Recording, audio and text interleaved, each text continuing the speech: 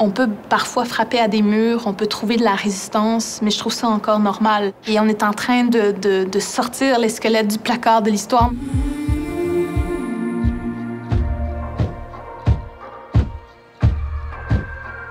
Koino Tomeciek, Nilo Natasha Canapé-Fontaine. Je suis Ino de Pessamit et je suis écrivaine, poète et artiste interdisciplinaire. Le motif que je porte représente beaucoup pour moi. Il représente autant les vêtements traditionnels chez les Inuits que les hommes portaient pour aller à la chasse, que les femmes confectionnaient elles-mêmes. Ça représente les montagnes, les forêts, les animaux, les plantes, mais aussi toute la mémoire de nos ancêtres qui ont toujours parcouru les territoires à tous les ans, à tous les hivers.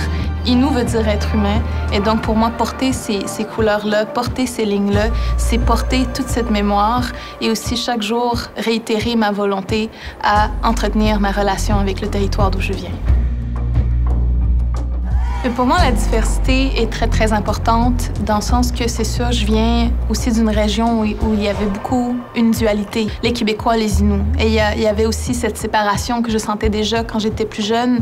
Et aujourd'hui, vraiment, je travaille vraiment à faire en sorte qu'on puisse se comprendre, qu'on puisse se traduire nos mentalités pour qu'on puisse mieux s'interpréter l'un et l'autre. Et c'est pour ça que faire partie de ce projet-là, ça me permet aussi de parler de cette volonté-là, de faire en sorte qu'on se trouve dans les mêmes lieux, dans les mêmes endroits, mais qu'on apprenne aussi à être ensemble, c'est encore quelque chose qu'on doit aller chercher, à mon sens.